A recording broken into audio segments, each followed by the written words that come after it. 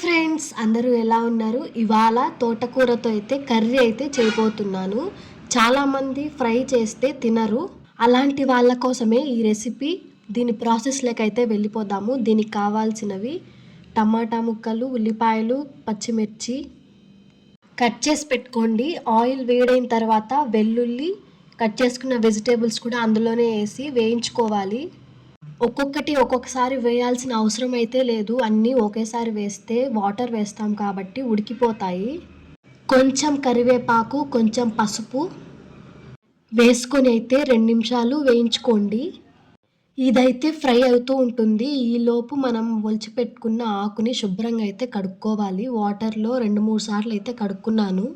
ఈ ఆకుకూర కట్టలో అయితే మట్టి చాలా ఉంది. అప్పుడప్పుడు మనం న్యూస్లో చూస్తూ ఉంటాము, పాములు కూడా కనిపిస్తూ ఉంటాయి. చిన్న చిన్నవి కాబట్టి క్లీన్గా కడుక్కొని పెట్టుకోవాలి. ఈ టమాటాలు, ఉల్లిపాయలు కూడా ఫ్రై అయిపోయాయి. మనం శుభ్రంగా కడిగి పెట్టుకున్న ఆకుకూర కట్టను కూడా అందులోనే వేసేస్తున్నా. ఆకు వేసిన తర్వాత 2 నిమిషాలు అయితే వేయించుకోండి. ఈ ఆకు కర్రీ అయితే 2-3 రకాల ఆకులతో అయితే చేసుకుంటారు. నా దగ్గర అయితే ఒకటే ఉంది, తోటకూర. అందుకని చెప్పేసి దాంతోనే చేసేస్తున్నా. ఈ ఆకు అంత తొందరగా అయితే ఉడకదు. సో కాబట్టి గ్లాస్ వాటర్ అయితే పోసుకొని ఉడికించుకోవాలి. దీనికి తగినంత సాల్ట్ కూడా అందులో వేస్తున్నా. మీకు టేస్ట్కి తగినంత వేసుకోండి. ఫస్ట్లో అయితే ఆకు ఎక్కువగా కనపడింది కదండి, ఉడికే కొద్దీ ఇది తక్కువ అయిపోయింది. చూసారు కదా, లాస్ట్లో కొంచెం చింతపండు వేసాను. పులుపు కోసం మీకు ఎంత కావాలో అంత అయితే వేసుకోండి.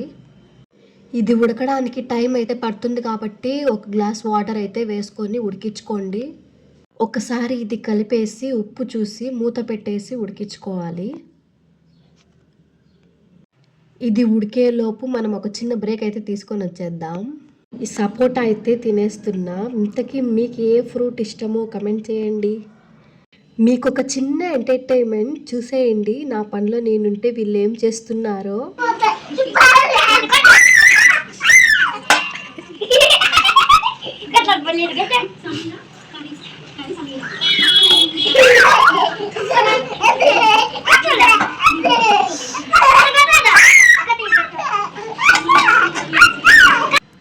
మన కర్రీ అయితే ఉడికిపోయింది ఆల్మోస్ట్.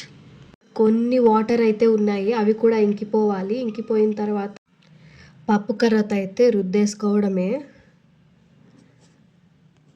చూశారు కదండి వీడియోలో మా పిల్లలు ఎంత అల్లరి చేస్తున్నారో. ప్రతి ఇంట్లో పిల్లలు ఉంటే ఇలానే ఉంటుంది. మీ ఇంట్లో ఎంతమంది పిల్లలు ఉన్నారు? ఇప్పుడైతే కర్రీలోకి వచ్చేద్దాం. నేనైతే మెత్తగా రుద్దేసుకున్నాను.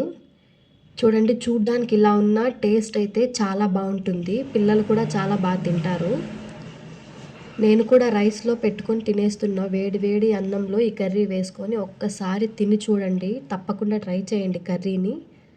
చాలా అంటే చాలా టేస్టీగా అయితే ఉంది. సో ఇదండి వీడియో. నచ్చినట్లయితే లైక్ చేయండి, షేర్ చేయండి. ఛానల్ని ప్లీజ్ సబ్స్క్రైబ్ చేసుకోండి. నా వాయిస్ అయితే చాలా డిఫరెంట్గా వస్తుంది కదండి. నాకైతే చాలా అయితే కోల్డ్ వచ్చేసింది. Please support my channel.